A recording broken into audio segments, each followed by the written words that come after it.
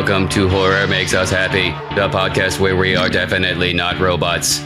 Please enter the last 4 digits of your social security number followed by the pound sign. We were talking to somebody about a podcast recommendation, and they listened to a couple minutes of our audio, and they're like, well, you don't sound like robots, so that's a good thing. So I had to do that intro. They're like, I'll have Chris do that specifically just for you. Sorry. All right, so now for the real show. Now on to the thing. We're professionals. Okay. Get all the laughs out. I got it. Sibilance. All right. Welcome to Horror Makes Us Happy, the podcast where we ask the question, what is it about horror that makes us happy? It's an interesting question. We're doing a good job at finding the answer, I think. Your hosts are Steve Becker and myself, Chris Whitman, and you can find out more about us at our website, horrormakesushappy.com. Before we get started, this is the trigger warning. We're going to be talking about horror culture, horror things. There could be topics of discussion that may be disturbing, such as child abuse, rape, murder, F-bombs. We're going to be talking about dark stuff. So, that's what we do here. So that is the warning, not necessarily saying, go away if you don't like that stuff. Just saying this is what we're going to be talking about. So if that makes you even more intrigued, keep listening. Coming up in the near future, we will be talking to a couple of authors, Josh Mailerman and Sarah Langen. And we are working on rescheduling an interview we were supposed to do last weekend with director and producer Eduardo Sanchez. That should be coming up next month, I believe. But today, we are rounding out the Slumber Party Massacre podcast with the final and some would say best member of the crew. Absolutely. Miss Heather Powell, welcome to the show. Also known for Friday Nightmares podcast. I forgot that one. Yes. Sorry. Well, thank you so much, Steve and Chris, for having me. I'm really glad you saved the best for last. It had nothing to do with my trip to Europe and I was away. It absolutely had everything to do with that I'm the final member that needs to go, for sure. Final girl. Yes. I'm the final girl. Well, there you go. Right? Yeah. Right? So. Well, before we get into the meat of the interview, is there anything you want to pitch or anything you're currently working on? Well, yeah, I release an podcast, Friday Nightmares podcast with Mr. Scott Crawford. This is available on the Legion Podcast Network. If you like what you hear, I don't know, from me today, please go check it out. If you don't, then that's fine too. We're a bi-weekly podcast and we go over 2022 watches, what's new in horror, and we also pick themes and we discuss those themes. We've done everything from sexual violence in horror to games in horror, and right now we're doing countries around the world.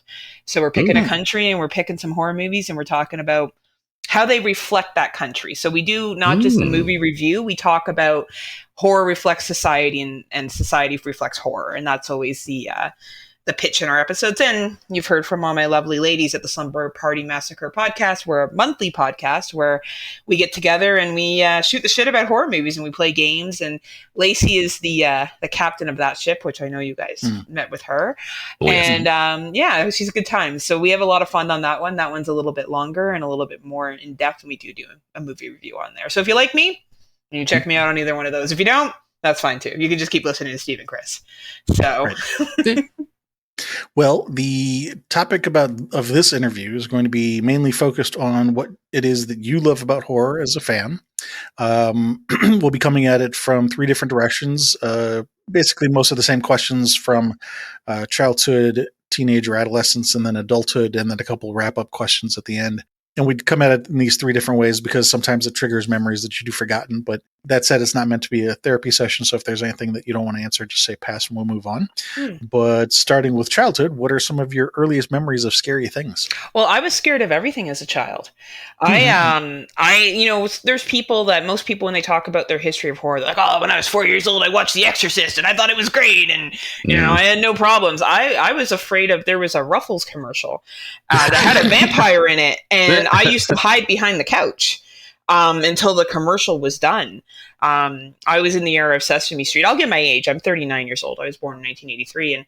And there was a character in Sesame Street at the time that scared me. I used to hide behind the couch. The Count? Yeah, no, it wasn't the Count. It was like some guy with a white beard. And I don't know why, but he scared the fuck out of me. And I used to hide behind the couch. There was a common theme here.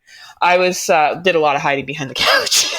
Like guys with white beards? Guys with white beards. I'm still afraid of Santa. It's a whole issue. I can't go to the malls. But But I don't know. As a young child, I didn't like to be startled. I really didn't like scary things unless it was fun.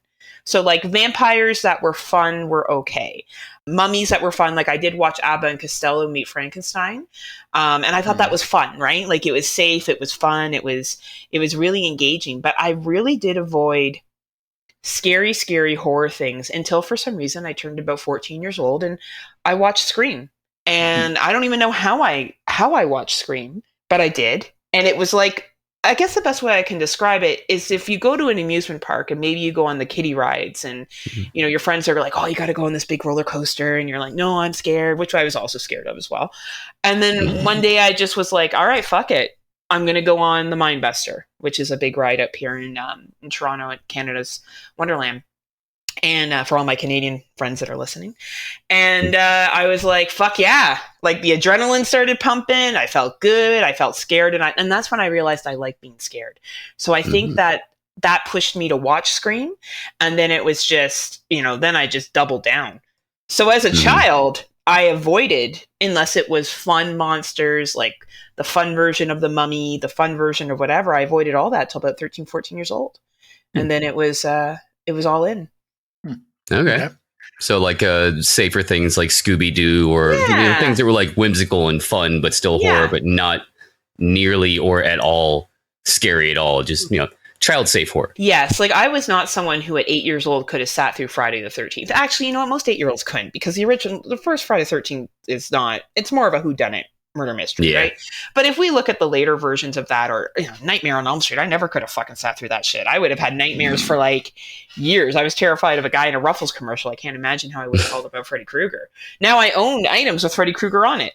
You know, I named a podcast half after that series, right? And I don't know what changed. Like I would love to identify what changed. I just think I got more confident and less scared. And you know, not that this is like I was bullied severely as a child, so maybe I was so traumatized with that that I just wasn't ready to be scared. Yeah, I was going to say, if you liken it to like the roller coaster metaphor, it can mainly come down to peer pressure. Like all my friends are enjoying this, and I'm scared of it, so I guess I have to take a chance on it. Exactly, and Scream was big. You know, Scream came out in 1996. I'm not sure. You know, I'm sure you guys are about 21, so I don't know how old you are. But, you know, depending on your age, Scream either brought back love for the horror genre that you had felt the 90s had killed, or that was your introduction, you know, depending on, you know, where you were in life. And Neve Campbell's Canadian, and I remember seeing her on Catwalk, and I was so happy to see her. Yeah, a lot of people don't know she was on stuff before Party of Five. She was on shitty Canadian television for years. And to see her on the big screen and then to watch that movie, and I became obsessed with it, with like probably what everyone else did. I remember buying the Halloween costume for like $100 when I was 16, which was like a lot of money when you're 16 years old. Yeah. And I dressed up and ran around in it because I thought it was the coolest thing ever. And that just, you know, after that, after Scream, I started to double down into the 1980s slasher, which I'm sure you guys are all big fans of slashers. And, you know, that's when I watched the first Friday the 13th. And I think I watched them in order. I lose track now. It's hard to remember. In Halloween, you know, all the classics. Okay. So going back to childhood for a bit, did you have anybody in your family that were horror fans too, or is it just you? No, my parents still think that something's really wrong with me for liking. They still do. They're still like, it's a little weird how much you like this stuff. Yeah, right. I honestly know. That's where I'm so uninteresting as a child, really, because I'm sure the other ladies I know watched horror movies, except for maybe Carly, when they were younger with family and friends, and I didn't have any of that. I knew of them because, you know, you see trailers, you see previews, you see posters, but I really had no one in my life that was like, hey, Heather, let's sit down and watch this. It was very much sticking to the Scooby-Doos, Addams Family Values, Addams Family, which isn't really horror, but I guess that was the closest thing I was getting to it. Yeah, that was it. Sorry, guys. No, no apology necessary. There are questions that we're going to ask that may or may not work for you. It's just, you never know until you ask. So For sure. Did you participate in Halloween as a kid? Oh, absolutely. I doubled down in that bitch. I loved Halloween. I was actually just talking to a good friend of mine the other day, and I don't know if you guys watched the original Batman series with Adam West, if either one of you are a fan. Yeah. But are you okay? Okay. And I loved like Batman, and I had my aunt make me a Batgirl costume that mimicked Adam West's costume, and I have a picture of it. Nice. It was actually a really nice costume. I look back on it, I'm Yeah. like, man, I am my aunt's favorite because this shit took a long time to make. But no, I dressed up, but it was usually happy stuff. Like I dressed up as a unicorn, or I did dress up as like a witch one year, but it wasn't overly scary. But my mom loved Halloween, so maybe you actually kind of triggered something. My mom would dress up in elaborate makeup, so she would put blood down her shirt, she would put spiders on her face, she would play spooky music, and the kids would come to the door and she would be like, oh, what would you like? And the parents would be terrified, and the kids thought she was amazing, so much so that she dressed up and she came to my grade 2 classroom dressed as a witch. And brought like cupcakes and stuff just to kind of like, I guess, bring the Halloween theme. So but I didn't find that scary because it was my mom, right? Like I wasn't scared of it because it was my mom. And I enjoyed going up to houses, but if there was a house that looked a little too scary, like a dude sitting in a chair, but you're not sure if it's really like a scarecrow or a dude, and you're walking up, oh yeah, like that scared the shit out of me as a kid. But I still did it, and I'm to this day, Halloween is a big deal, and it definitely started in childhood. Loved it. Loved trick-or-treating, which is a thing in Canada. People ask me the dumbest questions. Yes, we trick-or-treat in Canada. For goodness sakes. Of course we do. Everywhere in Canada trick or treats. Just so we're clear, it's a thing. We also give out candy. Okay. So you do give out candy, not maple syrup and like poutine, like handfuls of poutine already. Like it's not even a bowl or a container; it's just you have a ladle and hold out your hand. All right, here's some gravy. Nom nom nom nom nom nom. Happy Halloween, Plop it in their bag. Yep. How did you know? You must have toured up here during October. But yeah, and it's a very big deal here. Halloween is very much participated in. Okay, you mentioned some favorite costumes. Did you have any least favorite costumes when you were a kid? Not that I recall. I did dress up as a bunny when I was 4 years old, and I think I thought that was dumb. But like, like what choice do you really have at 4, right? You kind of get whatever your parents put you into. Right. Yeah, like I don't think I had any bad costumes. Like every year I kind of brought it. The only thing, and this is very Canadian, is I did have this unicorn costume that was like, you got to imagine, to have a unicorn costume, that takes a lot of fucking work. Like you got to be real creative. And I live in Ontario, which is just on the border of New York State and Michigan for all my American friends. And occasionally we get bad weather, just like New York State and Michigan does in October. And there was a fucking snowstorm that year, and I had to wear my snow pants and my winter snow jacket, and all you can see is this horn I had on my head. So I was disappointed. Fortunately, that is the defining element of a unicorn. Right. So you had that. They still knew who I was, but damn it, I was going out for candy, and that's the thing with Canadian kids. We're like, hail, snow, we're out there getting free candy. I'm sure. Right, I'm sure people in the northern states are the same way. You just don't have a choice, right? Yeah. But yeah, you're used to it. Exactly, you're used to it, and occasionally it happens. And then some Octobers, it's hot as anything. You never know what you're going to get. So, but no, that would be the only year that I was probably disappointed in my costume. Okay. Right? To clear the air, by the way, Chris is about your age. I'm a little older, and I grew up north. So you're 40, right, Steve? You're older. Yeah. Don't say the F word. Well, 40s. I am almost the answer to life and everything itself. Excellent. Yeah. Excellent. We'll put it that way. Yeah. So I grew up in Chicago and Milwaukee, so I'm familiar with the weather. You know. Mm-hmm. Yeah. Meanwhile, I've been in Florida my whole life, so I only know ball sweat. You have no opinion. We don't want to hear about your Florida weather. Snow once. No. Right. If it snows, you've seen it on TV. Yeah, we know what Florida's like too well. No, it was real snow. I was up in North Carolina. I had a snowball fight, and I'd never seen it before. So I made a snowball and instantly dropped it because those things are cold. How old were you when this happened? Like 10. Oh, okay. You were waiting for him to say last year? Yeah. Right? Like, actually, yes, I was. Did you have any scary dreams as a kid?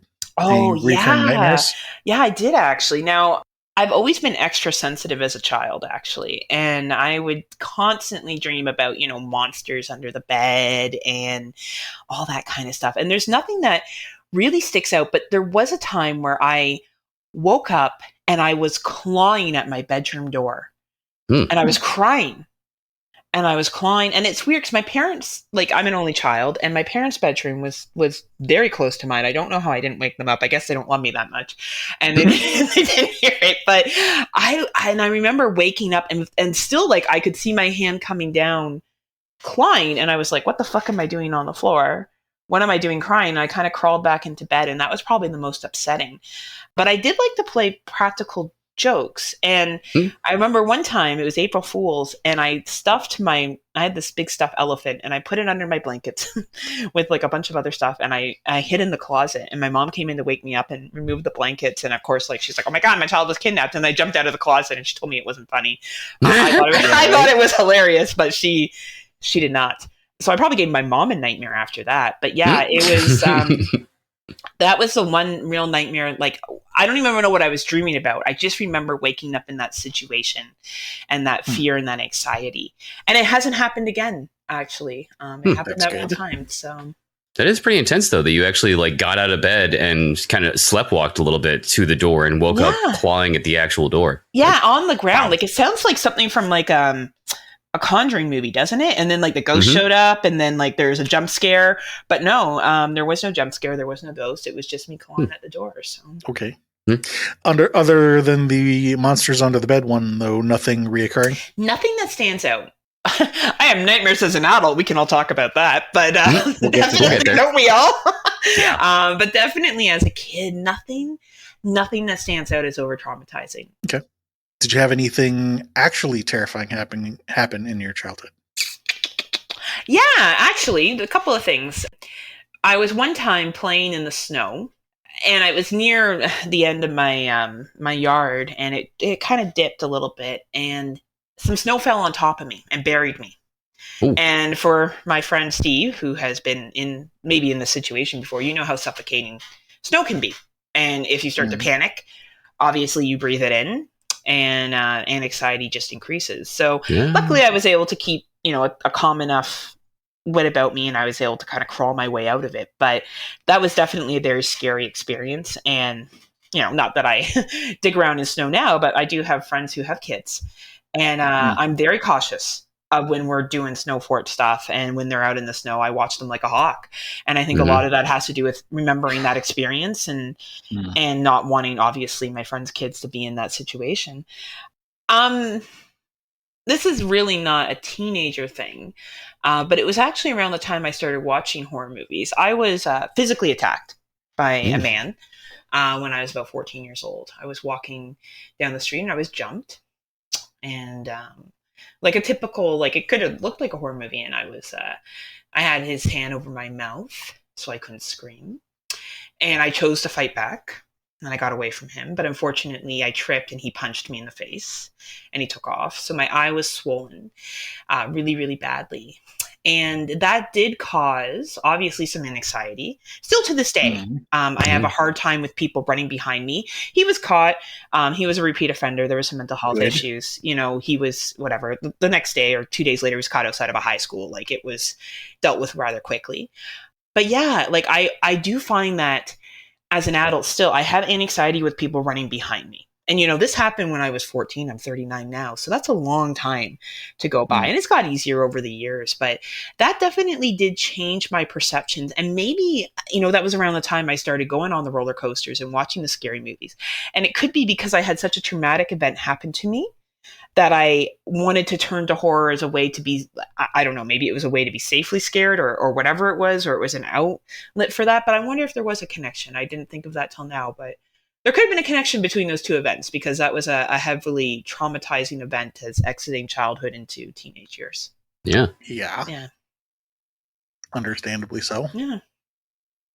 Well, I'm glad that you answered the follow-up question for us. The follow-up question then is whether or not that affected you moving forward in life, which you already answered. So there we go. I was ahead of the game there.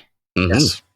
Let's see. Going back to some of the stuff that you had brought up, you did mention Scooby-Doo and Addams Family. That was in childhood, not teenage years? Yeah, that was childhood. That was like 9, 10, 8, that age kind of thing, yeah. So there was some sort of a dividing line because you mentioned like the Ruffles commercial that it sounded like that literally scared you. It does. That was probably 4 or 5. So like I was pretty young. Well, what I'm getting at is it sounded like there was a dividing line where something happened where you said, okay, some of this can be amusing. I think that was the Abbott and Costello.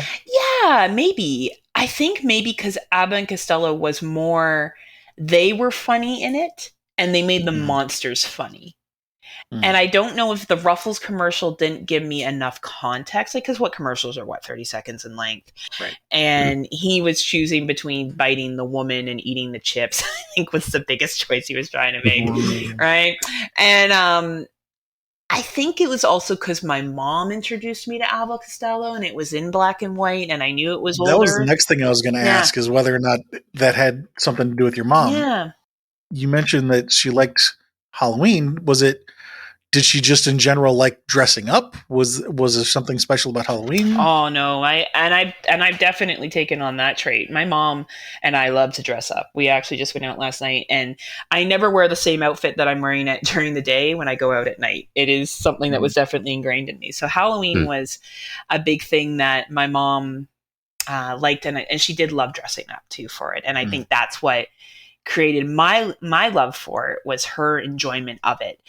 But it was never about scary. Like my mom would like do scary things to do something special. Yeah, like my mom would do like the scary music and stuff for the kiddies, but like it was my mom, so I wasn't scared. Like it was my mom, right? So like definitely monsters and stuff like that when I was whatever age it was that I watched Abbott and Costello. We're gonna guess maybe 6, 7. From that point on, it was about fun. It wasn't really scary anymore. It was about fun. So maybe something happened there with her having some introduction to it to say, hey, some of this can be fun. Yeah, probably. Okay. Moving into teenage years stuff, then the 3 things that you mentioned first were Scream, Friday the 13th, and Halloween. Mm-hmm. I think you said Scream first and then the others? Yeah, I watched Scream was the first one, and then I believe it was Friday the 13th, and then it was Halloween, because it was watching the major ones that people talked about, right? So I don't even know how I located them, because the internet wasn't really a thing back then. It was probably just through hearsay. I probably was like, oh man, I really like Scream, and so I was like, oh, you should watch the one about the guy that stabs people on Halloween. Like, it was probably something casual like that. And just going to, well, we all remember the good old video store days, right? Mm-hmm. Wandering around the video store and just kind of looking at covers and reading the back of it and being like, all right, I'll give this a shot. Trying to follow up on the references. Yeah. Gotta do your research, Yeah. You know what's funny is that I love Scream so much without knowing the references.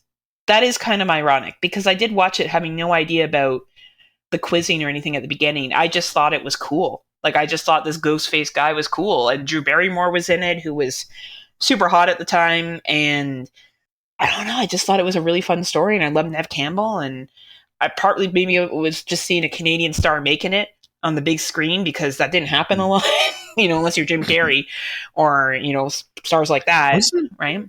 Wasn't she in The Craft before that? She was, but I didn't see The Craft first. You hadn't heard right? it? Yeah. Like, I knew of it, and then eventually I went and watched The Craft. But Scream was where I saw her, and that was where I was like, oh my God, she's made it. Like, she was on Party of Five, but to see, and I think this is just a Canadian thing. Like, you got the John Candys, you got all those other people, but to see a young female who was on a fucking show called Catwalk, which was a PC Canadian drama, worse than Degrassi. Is that possible? Oh, it is worse possible. Than the reboot? I haven't watched the reboot, so I can't really comment on the reboot. It's bad. Is it bad? Okay. So to see her make it, I think that kind of helped too. And I just thought she was cool, and I thought Drew Barrymore was cool. And I don't know why I liked that movie so much. And I'll be honest, my love for Scream has depreciated over the years. I don't put it on the pedestal that I used to. But that just comes with watching more movies and expanding your knowledge, right? So. Yeah. No, I can understand that. I mean, I didn't even know that she was Canadian until you mentioned that. Like, if you were to ask me Canadian women at the top, I couldn't even pick a third. The only two that I could think of would be Alanis Morissette and Celine Dion. Hey, at least Alanis Morissette's on there. I appreciate that. Yes. Yeah. Okay, so Scream you enjoyed for a number of positive reasons. Yeah. What about Friday the 13th? The first one I remember thinking like, oh, what a good little murder mystery. Yeah, it kind of is, you know? Right? It's like, hey, who done it? Right? I was like, but where's that Jason guy that everyone talks about? Yeah. And then at the end, I was like, oh, so like he shows up later. Yeah, you gotta continue. Right? Tune in next episode for maybe a hockey mask. And then I proceeded to watch, I think I watched all the Friday the 13th that were out at the time. I can't remember if Jason Goes to Space was out when I started watching them. I can't remember when that one came out. Probably okay if it wasn't. Yeah. Right? Even though that was filmed in Toronto. Really? Yes, it was. It was filmed in Toronto. So it doesn't make up it looks like it was filmed at a paintball place in Toronto. It does. Doesn't it? It does. Right? With like stupid, cheesy like paintball outfits. But anyway, and then I remember I watched the second, the third, and the fourth, and I was like, oh, that's what they're talking about.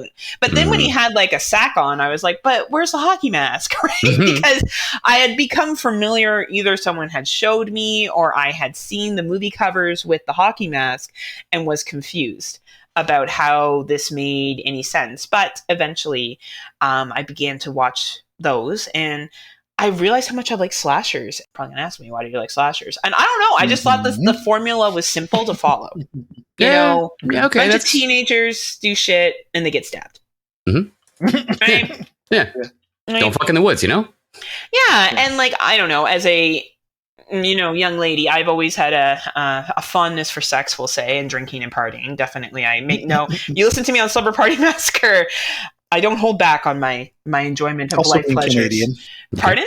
I said also being Canadian. Yes, absolutely. That's what all Canadians love. It's part of our heritage. Well, you could say it that way too. The other way to say it is that being that you're not American, don't necessarily need to feel as prudish as we are. That's true. We'll go with that. Yeah. But yeah, so I think because I already thought those activities were cool, watching people do them and then get killed, I was like, oh yeah, and like look at the blood and stuff. Oh yeah, fuck yeah, like, and it was safe. I had this really traumatic experience happen to me, and I wasn't even sure if I was going to share it in the podcast, but I think it's important to talk about these things because I think it's important to talk about violence against women. It happens more commonly than we want to admit to. So, it did happen to me, and I think this was a safe way for me to fantasize about seeing violence and not being affected by it. And like knowing that it was fine when you shut off the TV, right? Like seeing the blood and the guts and the grossness and the, oh man, look at this decapitation, or man, look at this. But being able to turn off my TV and be like, okay, but it's not real. I had something real happen to me, but this isn't real. And it was for me an escape. I never thought of that till our conversation now, but maybe that was the case. Mm-hmm. What? Oh, that like I was watching movies as an escape to, because around that time that I started watching horror movies is around that time that attack happened to me. And I'm wondering if maybe I was watching all these, because I did escalate. I went from Scream to like watching all these slashers, that maybe it was a safe way to watch violence but not be affected by it. Maybe it was therapeutic too. Maybe I was fantasizing about doing that to that person. I don't know. I never ever looked at it that way. So, but maybe. It's interesting that you say, the revenge aspect, because for a minute there, I was wondering if you were looking at it as more of, oh my God, this could have happened to me. Aren't I lucky I got away type of thing.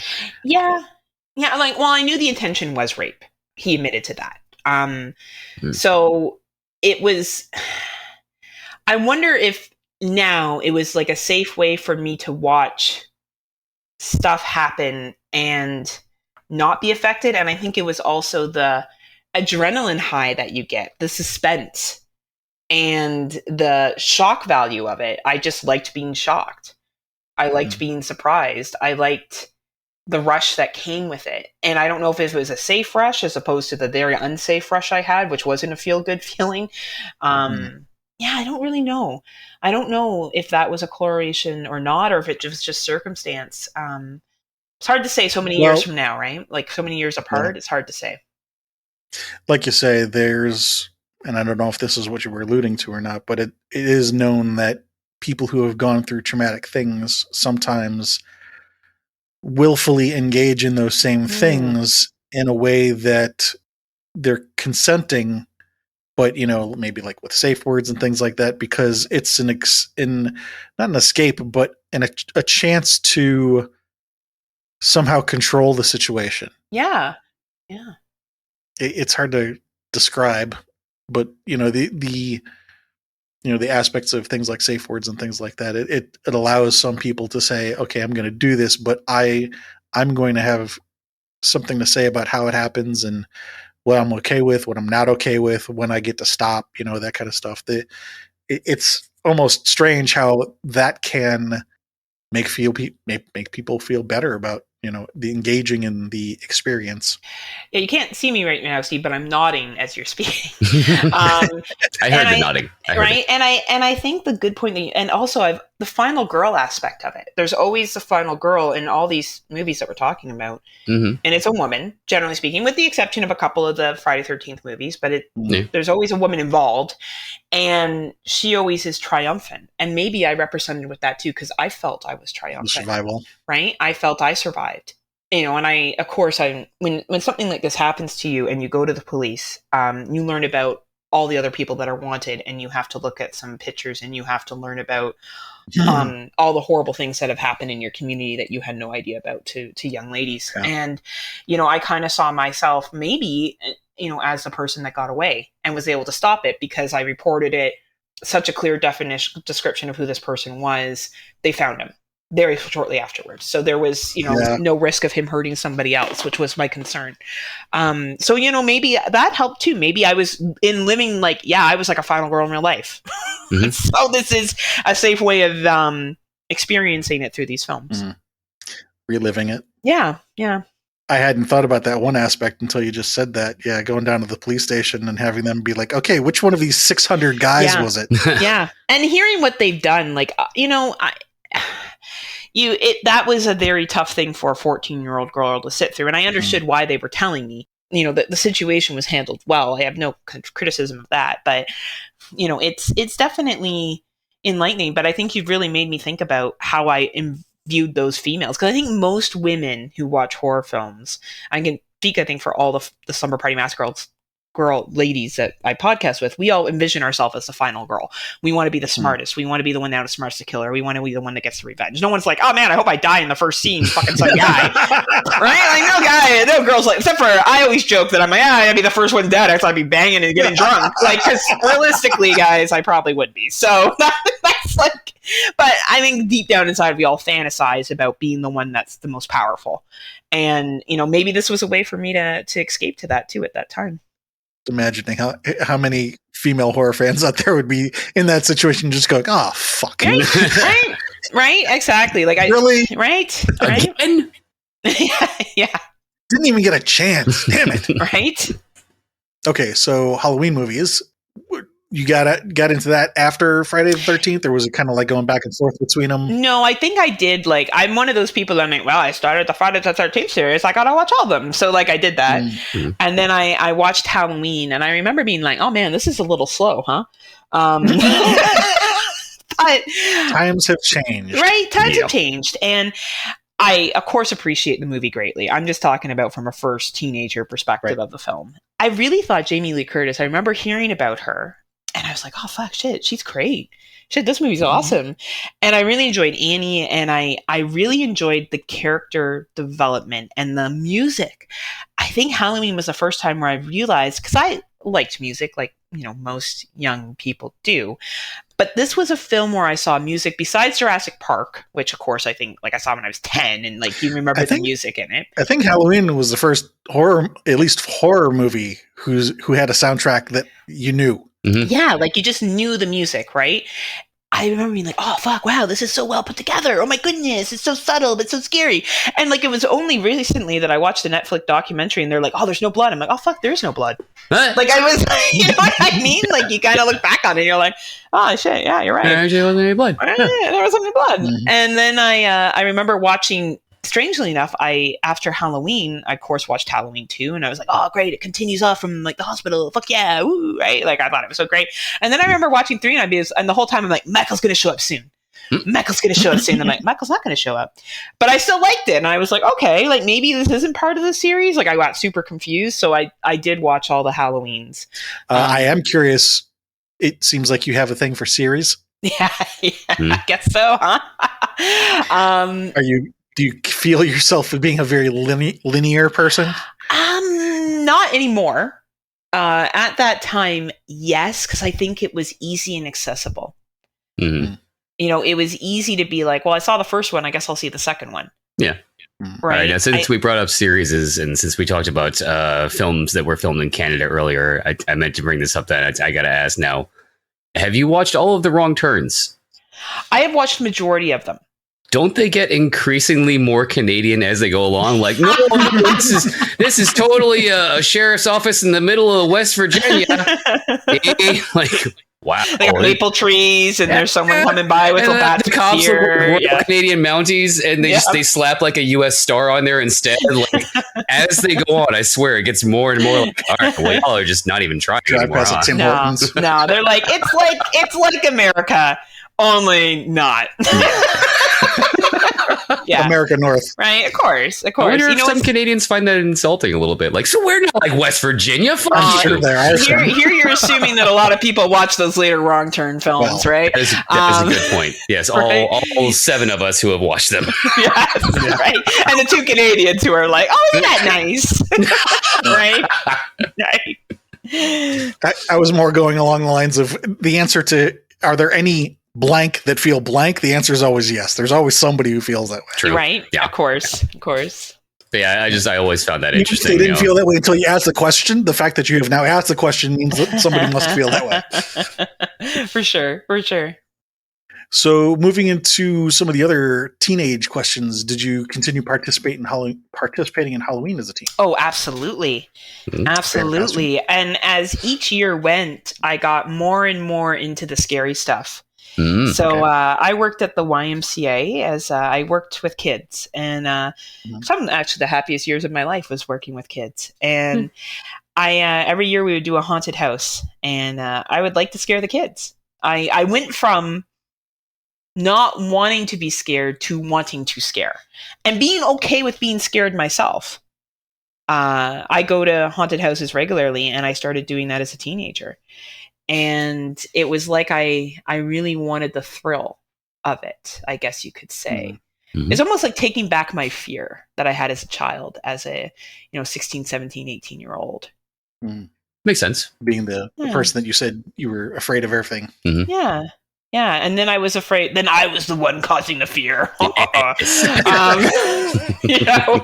And that's probably where I bought my Scream costume. I mentioned that earlier, and I would run around with it, and I would go out of the way to like hide even my sneakers, and like I would wear gloves so no one would know it was me, and I would run around the YMCA. Like I don't even know how my boss let me do it. Like. He was pretty chill to be like, it's fine, Heather, that you're terrifying literally all the members. And I went to the fitness center. Like it was bad. But it was funny at the time. So right. Yeah, it was a shift happen. Any other favorite costumes from that part of your life? I went as Sporty Spice one year, or Sport Spice, or whatever she fucking was called. And not Scary Spice. No, not Scary Spice. I think I went for Sporty because it was easy because I had the tracksuit that kind of looked like something she would wear, and I was going to a party and I wanted to look cute for a boy there. Yeah, I know there was obviously some, different intentions that happened as I matured. But priorities, right, priorities. I would say that was the best one. I loved my Scream costume, like until it got to the point where it was too short for me because I still grew a little bit. It looked funny, and I couldn't really justify wearing it anymore. But yeah, that was probably my fave. Any least favorites? I don't remember. Nothing really stands out. Nothing. Okay. Yeah. Any recurring dreams in your teens? Well, I obviously had some trauma from being attacked. Of course. Sometimes I would dream about being followed. that was really challenging, though that hasn't happened since. But I think that was the biggest thing, is that feeling of somebody following you and running behind you, and the anticipation of them putting their hand over your mouth. Mm-hmm. Right? I kind of relived that through my dreams. Yeah, that'll stick with you. Yeah. Just a bit. Anything actually scary happen in real life other than the thing we already mentioned? Not besides like, dumb shit, right? Like I was at a party and a gang broke in, and they it wasn't a real gang. This is Canada. They don't have real fucking gangs. No. It was like two guys who thought they were in a gang, and the lady who was hosting the party was my friend's sister, who was even older, and she kicked the shit out. Like, get the fuck out. She kicked the shit out of them. She threw them across the car. And I think the only thing I was scared of is I was like, fuck, I'm 18 years old. The cops are going to show up. My parents are going to fucking kill me. I need to get the fuck out of here. That was probably the scariest experience that I had been in the sense that I didn't want to get in trouble. But nothing like what happened to me when I was a young woman. Right. But I have had some other things happen. We'll get to that. We'll get to that in adulthood. Right. Yeah. When your friend kicked the people out of the house, was one of them a biker? And on his way out, did he ask her politely to not tell anyone about it because it would ruin his teaching career? No. That's a deep cut reference. No. Who gets it? No. Nope. Can't say I do. Weird Science. Oh, yes. The mutants. You mentioned that. Yes. Oh, that would have been really cool, but that didn't happen. No, sadly. Okay, moving into adult stuff. If we were to ask what are some of your biggest impacting relation to horror, what things are you the biggest fan of in your adult years? What would be the things that come off your head? I think now I'm a lot more interested in low budget, what you would call artistic and societal horror. Mm-hmm. I'm very passionate about political horror. You give me the Jordan Peels. You give me Swallow from a couple years ago that some people would consider horror. Some people wouldn't. It was horror. It was definitely horror. It was horror. And that is what I'm all about now. I'm definitely, I enjoy me a good slasher. I watched Aqua Slash, which was a Canadian low budget horror film. Oh yeah, I still need to check that one out. It's fun. It's the one that takes place at a water park, right? It's hilarious. Yes. And it's fun. That's fun, fluffy. You have a good time with it. I love Terrifier, for example. I think Terrifier is an excellent example of a low budget, well done slasher. I don't give a shit about the gun argument. A lot of people are like, I won't even go down that road. What? It's realistic. And it just his expression when he comes back and shoots her is fucking hilarious. Like it's great, right? That's a great movie. And talk about a villain creating fear without saying a word. Very similar to Michael Myers, right? Like I think that's a great movie that came out. I love the movie It Follows because I love how they talk about how it is to be a female and the burden that women take with sexual freedom, and not that the men don't have the same one, and how she's so hesitant to pass the curse on, where this guy was like, I don't give a shit, I'm gonna fuck you so I can get rid of it. I think it really, I think those kind of movies speak to me more as an adult, and I think it just has to do with experience. I've been married and divorced, and I 39 years old, I've just lived more, and I see the injustices in society, and I applaud horror for taking it on and giving it a stage to talk about it. Not uncommon. Nope. A lot of people that we've talked to, and I'm sure a lot of the listeners out there too, the things that are important to you change as we age. And I think as we get older and start to recognize all the shit that's going on in the world around us, I mean, as you say, some of the stuff you were keyed into at an early age, but it just broadens from there. Yeah, totally. And I think that's, the power of horror movies now. I think when you look at even His House that came out last year on Netflix, that is a movie that really challenged the concept of refugees and how they're treated.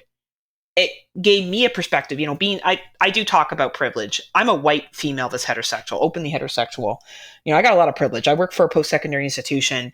I have a lot of privilege in life. And I find that horror movies that challenge us to look at different people's perspectives, especially international films, it is really humbling. There was one that was on Shudder, Tigers Are Not Afraid. What a heavy film, because that shit happens. Like, obviously the ghost stuff, but like kids being involved in the cartel and that kind of shit. Like it really takes society and it kind of explores it in a way that is almost safe, but and also makes you think. It depends what you go with. You can watch it and just be like, holy shit, that's scary. Or you can watch it and be like, holy shit, that's scary and that happens. What can I do? Or can I do anything? Or how can I educate myself on this if I choose to? And I do think horror now, and especially with being a podcaster, you know, not so much on Slumber Party Massacre. That's more of a fun, I don't want to say, I'll say a fluffy podcast. But Friday Nightmare, Scott and I, you know, when we did our sexual violence and horror, that was a real exploration of how sexual violence is used in horror films. And I never would have had that conversation at 16 years old. But now at 39, I'm like, yeah, let's talk about it. Like, let's talk about how this is used and why it's important. And, you know, what we're learning and what we're seeing. It's an interesting stage to be in life with horror films. Yeah, I was thinking as you were talking, you know, at least from my perspective, I don't think social commentary in horror is all that new, but maybe some topics are. Mm-hmm. Like, for example, sexual violence. Previously, probably, you know, it was hinted at, but not anywhere near as on display as it is these days, because, you know, it was a taboo. You know, you weren't allowed to talk about sex, but much less sexual violence in mass media. And as things have gone on over the last 100 years, obviously that's opened up and people are now talking about a lot more things that they weren't talking about before. Yeah, right. And like, I find that now I watch documentaries. Mm-hmm. You know, I like watching, like, In Search of Darkness. I'm not sure if either one of you have watched that, part 1 or part 2. It's really eye-opening on, you're right, political stuff in horror isn't new. Like Dawn of the Dead, you know, that was a whole commentary on commercialism, right? But if we go back to Night of the Living Dead and, you know, the decision to cast a black man, George A. Romano didn't do that because he was black. He did it because he was the best actor. He was a good actor. But still, right? Did he maybe like realize that he cast a black actor and in the end rewrote the scene where the gang of white dudes come and just shoot him? Like, I don't know. I kind of wonder about that sometimes. Like, I've heard the same thing. He cast him not because he was black, just because he was a good actor. But I gotta wonder, like, did he write that ending in to kind of put a message out there? You know, and I think that's a valid question, Chris, right? Like, I think when we look at this, it's, and now we have Jordan Peele being more open about it. Yeah, he is definitely not. Like, you know, Get Out. He's like, yeah, man, this is called microaggression, right? And that's fine. You know, people can take it or leave it, but it happens. But I agree. I think there's always been societal commentary in horror, like Videodrome. You know, we could go on, the list is on, right? Of you know, great commentaries. But I find now, especially with women are getting more of a voice. And women of color are getting more of a voice. People of color are getting more of a voice. And I find that, to me, is teaching me things through horror. Like, as I said, Tigers Are Not Afraid. That's not far off from what it's like. And I think that was enlightening to me of how powerful drug lords and the Mexican cartel are. Like, I don't know that. I live here in Canada. I live in a pretty safe environment. And I find that's where my interest has changed in my late 30s when it comes to horror films. Well, if I were to summarize a couple of the things that you brought up there in the you know, past of this call, I mean, women's voice, women's power, minority exposure, sexual violence, a lot of this stuff basically boils down to power distribution, which is a very reasonable thing to be a concern of yours, given that you're a woman and you've been through this shit. So yeah, and a little bit. I just recently completed my master's. I work for a university, and I completed my master's of education. And my passion is privilege in education. So not only is it like reflected through horror, it's reflected through other things in my life too. Where I feel like, you know, and there's a great movie that came out. That's not super horror, but it was Master, and it was recently released on Prime. And it does definitely reflect the post-secondary environment. And yeah, you're right. It's not privilege and power. I feel like I do have a lot in my situation that I'm in. But even then, I do see where you're still not at the top of the chain. Yes, where the patriarchy, and I mean this with all due respect to both of you being on this podcast, is very strong, right? And it doesn't mean that every man is out there to oppress. Absolutely not. But we do have a system where sometimes other voices are not heard over others. And sometimes that has to do with economic wealth. Sometimes it has to do with skin color. Sometimes it has to do with the country that you're born in, the language that you speak. So many different factors. And I do love how horror is going down that realm. And I've noticed that more with international films too. You know, and that means that I still enjoy the good slasher. I still enjoy, like, you know, I watched Scream 5 when it came out, and I watched Halloween Kills last year as well. And, you know, like, it's fine. Like, those are fine. But, like, I do crave more now. I definitely want more from my viewing experience. Yeah, I think it's definitely something a lot of people can relate to. I mean, even Chris and myself, I know earlier today, as a matter of fact, I had posted something on Facebook about, I saw something somewhere else about how screwed up you know, the economic system is at the moment. And I said, you know, I'm older now. I've gotten some education and some career experience, and I'm making more money than I was when I was 20. You know, I'm in a better place now than I was, but I haven't forgotten where I was, you know, and I feel I can probably speak for Chris on this, that, you know, I made the comment a minute ago that you weren't at the top of the food chain. Neither are we. No, you know, no. Are you ever really at the top of the food chain, though? You know, like, well, if you own Amazon. Okay. There are like 2 or 3 people in the world right now that we can say are at the top of the food chain. Absolutely, right. Yeah. And those are the people that make a lot of decisions too, right? And decisions that we may not even know about. The Illuminatis. Right? Yeah, I know. I'm really getting like deep in conspiracy here. Let's all put our thing. But like, there's reality. Capitalism makes the world go around. You did mention the tin hat, right? You know, everyone. Tinfoil hat. It's true, and you're right. We're not at the top of the food train here, but we do have some privilege and power in the position that we're in, and you know, that's where we can learn from others. And I definitely, you know, I went from being a scared kid that couldn't handle a Ruffles commercial to watching Martyrs and Inside and Serbian film Salo. You know, I pushed myself, and even independent films or film festivals. I've attended film festivals online and watched some pretty, like, I would say some raw films. Landmine Goes Click. I don't know if you guys have seen. Oh man, talk about! I'm like, this will be a nice little survival film. Yeah, okay. And it ends up being like a psychological mindfuck near the end. Like, man, wow. Right? And you know, but some people miss over those gems because it is a gem. It is a gem, but you don't know walking into it what you're going to walk into. And I think sometimes those are the best horror films. You know, is that it takes you for a ride and it challenges you, and you go, shit, I didn't see this coming. Right? I'm not sure. I think it's kind of not quite as cerebral, but another one like that is The Battery. It's absolutely, The Battery is an excellent film. Very on the surface, it's kind of a zombie film, but underlying that, it's kind of a social struggle between 2 friends that are figuring out how much they trust each other. Absolutely, like The Platform. You know, we're kind of just yelling out movies now, but like, hopefully people watch these, because honestly, like, when you were like, oh, I've seen Landmine Goes Click, I'm like, oh, thank God, finally, you know, like, finally, I'm not talking about a movie, and they're like, Heather, what the fuck are you talking about? Like, but The Platform, when that came out, talk about the perfect timing with the pandemic. Like, it couldn't have been timed better, and you know, that was a mass release because it was on Netflix, but still, some people don't watch it because it's a foreign film or whatever the case may be. But there's a lot of really good messages we can get from these films, and yeah, I'm liking where horror's going right now a lot. Me too. It's good. It's going in a good direction, I think. It is. So let's round out some of the adult questions here. You've mentioned that you continue participating in Halloween as an adult. Absolutely. Every year I try to go to a new haunted excursion, minus when, actually, even during COVID, I did go out to one. We had to do a socially distanced haunted house, but I will give Bigamins out in Waterloo, Ontario credit. They did a great job for what they could do. I've been to the largest one in Niagara Falls. I've been to tons. I went to one at Casa Loma this year. That was incredible, which is in Toronto.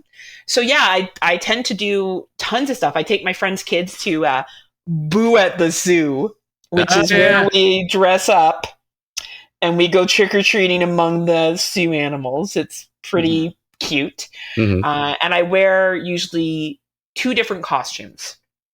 I have my child-friendly costume, which was this year was Cat in the Hat. done with the makeup and everything, and it was very popular at Voodoo at the Sioux, just not to brag or anything. But and then I wear my adult costume, which tends to be a little bit more sexy. I did go out as one of the ladies from the Rocky Horror Picture Show this year. So yes, I'm very much. Yes. It's Columbia. Yes, it was. It's Frankenfurter. Very basic. Like, I'm still like a basic white chick. Okay, let's not get too excited here, right? So I also drink White Claw. There's some stuff that just is in my DNA. But I do always choose 2 costumes. One is kid friendly, one is adult friendly, and I go out and do that. How about any least favorites in your adult years? I don't think I have really any that I can, like, honestly, like, you asked me that question. I'm trying to think if I have any regrets, but I really think about my fucking costumes. Like, I'm always like, and like, I'll be honest, the lady costume is always because I like want to look hot. Like, I want to go out and look smoking and like have a good time. And then the kids one is always like, oh, this is fun. I'm trying to remember. Oh, I went as Supergirl 2 years ago with my friend's daughter. And we've even talked about doing a Jurassic Park theme where my friend will dress up as like the doctor or whatever the guy was that ran the park, and the rest of us are going to dress up as blow up dinosaurs. Nice. We might do that at Boot the Sioux next year. Who's going to be the clever girl, eh? I'm going to be the, yeah, that'll be me for sure. For sure. I'm going to be the clever raptor. It fits my personality. So yeah, I don't have any regrets. I don't know. I can't remember anything that made me upset. There's nothing wrong with that. Yeah. It's just a question because you never know what's going to come up. Yeah. No, like, I don't know. Honestly, like, one time I did dress up as like a movie star, and I went out to Boston Pizza, which is a chain here, like your Chili's, basically. And we knew the bartender really well, and I talked like a valley girl the entire night like this, and like the bartender was fine, like, Heather, I can't fucking take it. I'm going to punch you in the face if you don't stop. Enough. Oh, so that was probably, she was annoyed. I thought it was hilarious because I wore my sunglasses too the entire time, and I had this fake fur coat, and I was like, and I had a boa. Like, I went fucking all out, and I was like, I would like a martini. Yeah, and she was like, "What the fuck are you doing?"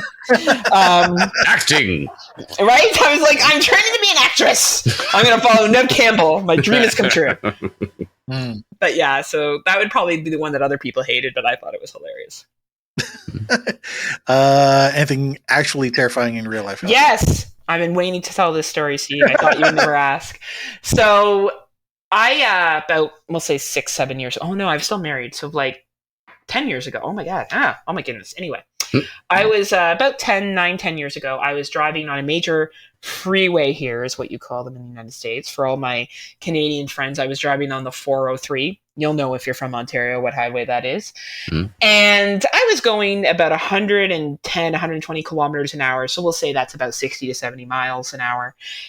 Driving along, this log comes, like, it's a small log, but it was a log, comes flying off the back of this pickup truck, smashes my windshield. Final Destination flashbacks. Yep. Smashes my windshield and embeds in it. Holy shit. Misses my face. Thank God I had my sunglasses on, and I hear this explosion. Like, it sounded like a bomb went off. I open my eyes, and I see this, and I'm like, I need to get... To this day, I have no idea how, going at that speed, I managed to pull over. I was in the middle lane, so I had to go over one lane, and then I pulled off on the next exit that was maybe, I'll talk in miles in terms of my American friends here, half a mile. Okay. Maybe half a mile I had to go, half a mile to a mile. And I was like, I pulled over, I was shaking, and I was covered in glass, the safety glass, right? And I was a little cut on my knees because it was summertime. And I called my husband at the time, and I was like, something hit my car. And he's like, well, are you okay? I'm like, yeah, I think so, but I don't think I can drive my car. The windshield's caved in. You think? Right? Like, but you're like so shocked, right? So he's like, okay, I'm coming. He worked. And he's like, what the fuck? He was like, he got there and he was like, what the fuck happened, Heather? I'm like, I don't know. This log came from nowhere. And he's looking at me, and he's looking at the windshield, and he's like, how did you? And he's like, and you were on the highway. I'm like, yeah. He's like, how fast were you going? I told him. He's like, how did you stay calm enough to not cause an accident, right? Like, really, that should have been an 18-car pile-up. I should have panicked. The tow truck driver came and said the same thing to me. I should have called the police, but I didn't. And at that point, I don't know what they were going to do. What was I going to say? Well, some truck that I don't have the license plate of, driving on this major highway, had something fall off of it. Like, there was no way to report it. There was nothing that could be done. Yeah. So... Right. Well, you could report it because somebody else who saw it might have gotten the guy's license plate and called it in. Fair. But I didn't think of it at the time. And neither did my husband. And it's called shock. It's called shock, right? And they towed the car back. We got the windshield replaced, and I've since driven on the highway many a times, and driven. But honestly, to this day, I remember closing my eyes, opening it, seeing the log embedded in my windshield. And it was like a half a log. It wasn't like a full log. But I was like, holy fuck, I need to not get into it. Like, my first thought was everyone else around me, and then I had to make sure I didn't hit anybody. Right. Wow. And just calmly got off the highway. And I hope if I'm ever in a situation like that again, I can repeat my actions and stay calm and do what needs to be done. But I'm like, this was a fucking Final Destination moment. This was, like, I mean, literally the movie come to life. But no, I'd say you passed the test there. That was a very good execution of doing the right thing and just being level-headed. Yeah. Has that affected your life moving forward? It affects Final Destination, that log scene, let me tell you. I'm like, that shit happens, right? Like, you know? DiCaprio meme pointing at the movie screen, like, see? That shit happens. Right? But in terms of what I watch for horror movies, absolutely not. I just think I do have some final girl capability. You know, just saying. Out of all the other ladies on the Slumber Party Massacre who are listening to this right now, just so you guys know, I am more likely to be the final girl. Would you consider yourself more of a Jamie Lee Curtis from Halloween or more of an Aaron from Your Next? Oh, Aaron from Your Next. Like, is that even a question? Come on. I'm definitely Aaron. I'm gauging your skill because Aaron from Your Next is a 10. You know, that's what the final girls all aspire to be. Like, well, I'm Canadian, so automatically I know how to do all that shit just to survive my wilderness that I live in, right? Like, true, of course, serious times. But that and Ontarian wilderness, right? Well, and I've run into bears. I'll be honest. The other traumatic experience is I have gone up north, and real up north, and I've run into baby bears. And I've run into a mama baby bears are followed by mama bears. And I was very lucky one time I was going for a jog and a car went ahead of me, turned around, came back and said, you need to turn around now. There's a mama with 3 cubs. And I was like, thank you. And one other time I was fishing and I turned around and I saw 2 very adorable baby bears. And I turned to my buddy, I'm like, we need to get the fuck out of here now. He's like, why? I'm like, because there's 2 cubs that are like 2 feet away from us. He's like, holy fuck. Like, you know, you want to scare a Canadian? Put a baby bear near them, or a moose, right? Or a moose, even worse, right? But definitely, so that's like animal terror, I guess you could say. But my Final Destination real life moment that wins, understandably. Yeah. Let's jump down to some of these wrap-up questions. So the first 2 questions I'm going to give you at the same time because it could be the same answer for both, or it could be 2 different answers. The first one is, what is your favorite movie? And the second question is, what movie would you say you've watched more times than any other? Favorite movie changes every year. First one off the top of your head. Rent-A-Pal. Rent-A-Pal? Rent-A-Pal from 2021, I think. Was it 2021? Yeah. No, 2020. We'll come back to that. So, movie you've watched more times than any other? No, Nightmare on Elm Street. Which one? The first one. Okay. Yes. So, back to Rent-A-Pal. What's that about? It's got Will Wheaton. I know it does have. Did you Google it? I did. It does have Will Wheaton. The reason why Rent-A-Pal came to my mind is because I think it was one of the better done horror movies that talked about psychology. So I think you gentlemen might like it. It's about a gentleman who is caregiving for his mom in the 90s, and he's very lonely, and he's socially awkward, and he does video dating.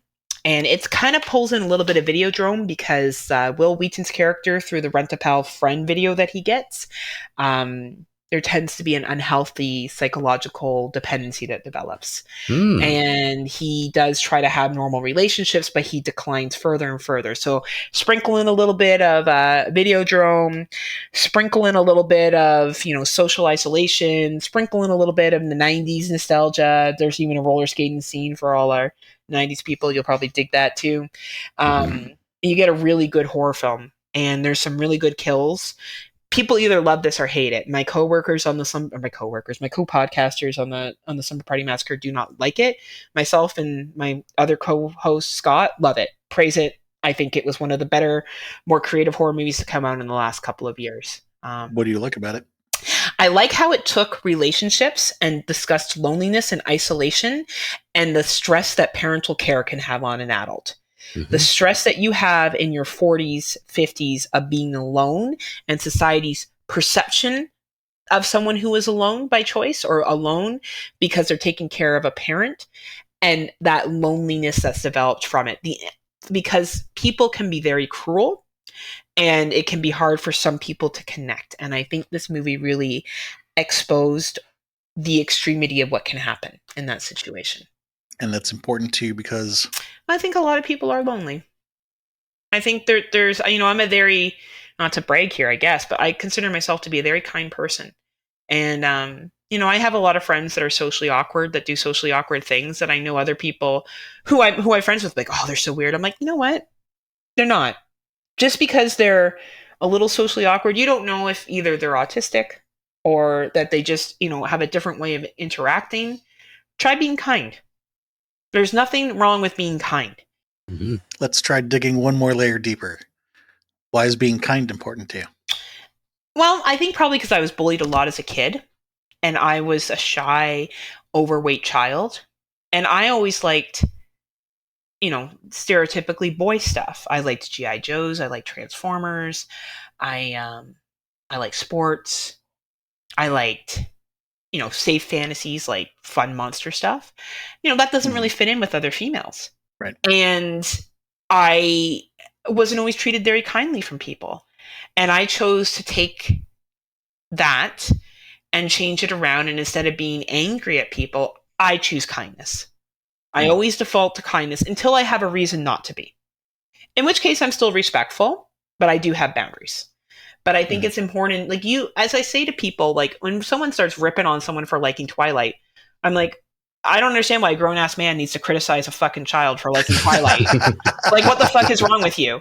It wasn't made for you. You know what you have the choice to do? Not watch it. Like, there you go. So, problem solved, right? I just feel like that kind of bullying is ridiculous. And unfortunately, I see it a lot in the horror community, and I think it's unacceptable.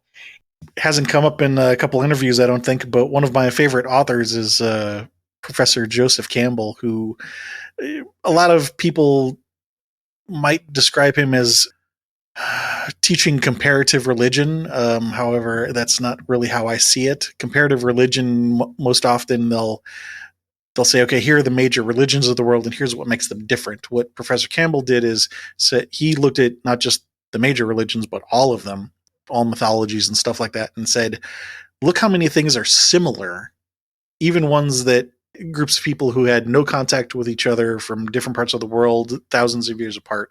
Why are these similarities there? Does this tell us something about the human nature and what it means to be a human being in this world we live in and society? And if we can figure out what things that this might teach us about what our needs are at different stages of our lives, maybe we can find better ways to meet those needs better than we're currently doing. And the thing that reminded me of this is when you're talking about basically toxicity in the horror community, but there's toxicity in just about every corner of the world. And it just makes me curious, where does that come from? And obviously there are reasons behind it, and that's a whole another podcast in and of itself. There are reasons why people are like that, but setting that aside, being bullied as a kid, and some of the other things that you talked about there, again, it kind of goes back to a power imbalance, which again makes sense as a child. A lot of kids have issues with power imbalances, because when you're a kid, you aren't as big or as strong as adults are, and so there's issues with that too, or even necessarily as big or as strong as older kids. So I could see that kind of tying in there too. You're 100% right, and I think the toxicity, when you're toxic, it's because you're insecure and you're upset about your lack of power. So I could have chose two ways to deal with that pain. I could have chosen to be cruel, and I could choose to be judgmental, and I choose not to be. And I'm not trying to say I'm a better person than anyone else. I'm not trying to present that, but my life is a lot happier because that's the philosophy that I choose. For me anyway. And you know, I'm historical on podcasts, and people get mad at me for this, and I don't care. I will never say a movie, like, I won't be like, oh, you're stupid for liking that movie. I'll be like, oh, you know, that movie's well made. I see the value here, but it just wasn't for me. Yeah. Historically, I don't love Midsommar. Now, I respect the fuck out of that movie. It's a well-made film. It's well acted. Great message. Just wasn't my thing. But it doesn't mean I can't respectively refer to it, but also criticize the things I didn't like. But I don't need to criticize someone for liking it. I don't need to criticize someone for liking whatever they like. And I do think toxicity comes from an insecurity. That's my own personal belief. And I just think you can be a lot happier in life if you just let people love what they love, especially when it comes to the horror community and films within the horror community, and just have productive, interesting conversations about it. Since we're talking about it, I'll add, for me, it's not only an insecurity, it's also a system of belief, because everybody has their own network of beliefs, but it's a system of beliefs that say, I believe that this is the appropriate reaction to that situation. And so there are people who believe whatever the situation is, this is how I should respond to that. Your choice, as you say, was to choose to be kind in that situation. And there are other people who choose differently because they have different belief systems, and that's a whole other topic. No, I think that's a really good point. And sometimes that gets me in trouble. It gets me in trouble on Slumber Party Massacre because we have debates, and I'm not, I'll debate about other issues. Like, I like to debate about politics and things, but to debate about horror films, like, at the end of the day, you like what you like. Who am I to tell you not to like stuff? So that is sometimes a struggle on that podcast because I'm not as fiery as I think people would like me to be, but that's just not who I am. I try to make up with it with humor and goodwill and hope that just carries me along. So, do you see any common threads about what kinds of horror you like? Cannibalism, occult, metaphysical, slashers? I'm all about eating people for sure. All about the cannibal Holocaust. Raw. Yeah, raw. I'm like, oh man, I really want to do that. Right? Like, now I want some chicken wings. You know what's funny is that they're going to school to be a vet, and at my post-secondary, we have a vet school. So I always find that really funny. I haven't seen, by the way, that doesn't happen. They don't do initiations like that at the school I work at. No. But, no, I know.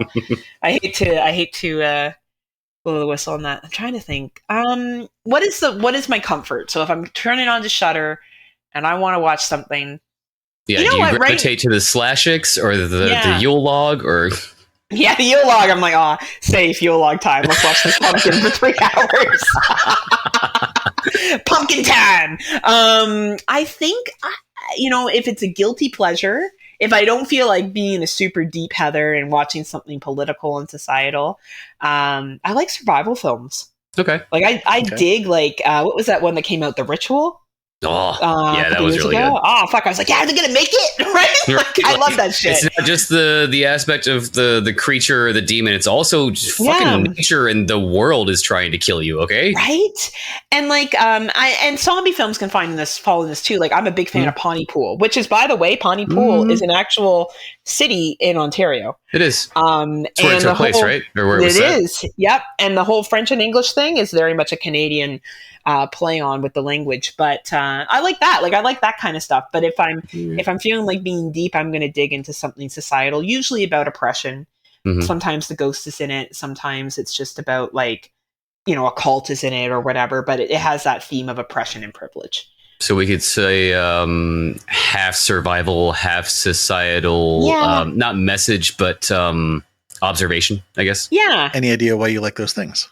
I took sociology when I went to school, and I've always been interested in society and how people reflect the things. That explains a lot.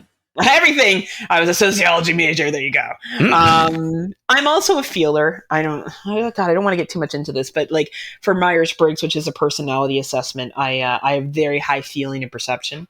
So I think I like to look for connections all the time, whether they're there or not. I'm still like, there's a connection. I swear. That's probably why I really have an interest in how society functions politically. I like politics. You know, I like to talk about that stuff. So I like it in the horror films. And survival, I just fantasize that one day I'm going to be like in the film like Grizzly, and I'm going to have to like survive and like, I don't know, outfight a bear somehow. I don't know. Maybe I just think it's super cool what people do, or I think one day I could be like on a plane and it crashes and I have to figure out how I'm going to survive. And that's why I like these films. So yeah, no, I can totally relate to that, because you're right. It's the two aspects of it. It's just like what would I do in this situation, and just also the fact that it's realistic. You know, it's not a vampire or a space alien that's coming to kill you. Like, it's the world that is actually there, and this could all actually happen. So now that we've narrowed in on what it is that you what you get out of those, last question really is why horror? Because aren't there other genres that might be able to address some of these things? Now, maybe the survival films, maybe that one probably leans most towards horror, although there could be, like war movies or certain situations like that. Societal oppression, maybe other kinds of dramas, not necessarily horror. Is there some reason why you're still drawn to the horror as opposed to maybe these other genres, or do you like these other genres too and we just haven't talked about that? No, I literally do not like other genres. I hate romantic comedies with a passion. Very few dramas I enjoy. I mean, the ones, maybe other genres, other movies that specifically touch on survival or social oppression. So like survival, if it's one like that's a true story of Everest, like the people that went up to Everest, I'm like, oh yeah, I'll watch this shit, right? So like the documentaries that are like based on a true story about this person. I watched one recently on Daniel Radcliffe, who plays a gentleman that got lost in the jungle. Yeah, and he's a good actor, by the way, man. Isn't he? Like, man, Daniel Radcliffe or Wolverine, do it. Oh shit, he's so good. Anyway, like that I like. But I think with horror, I like being scared a little bit more with the societal stuff, because I think it kind of lays the message down more. And I like the adrenaline I get and the suspense that I get. And I'll be honest, most of the movies are very quick paced, easy to follow. I love the special effects in it. And I find some dramas, though, they can do the same thing. Like, I am a big fan of some specific dramas, like A Promising Young Woman, for example. Excellent drama film, very good societal message. But I don't know. I guess I just like being scared a little bit more, and I like that little horror tinge into it. I can't give a straight answer to that. I guess I like the blood and guts, Steve. I like slicing a little bit of slicing and dicing with my political oppression. So, It's like the spice. Yes. Add some salt and pepper. Like the salt and pepper that I add. That's exactly what it's like. Or gravy on the poutine. Yes. As a summary so far of the call, what I've heard the most were, the survival aspect, which of course tying back to what happened when you were 14, and the power imbalance, which is not only related to that, but a number of other things that have happened in your life, and how that is then played out into things like being kind as your choice of, how to handle it.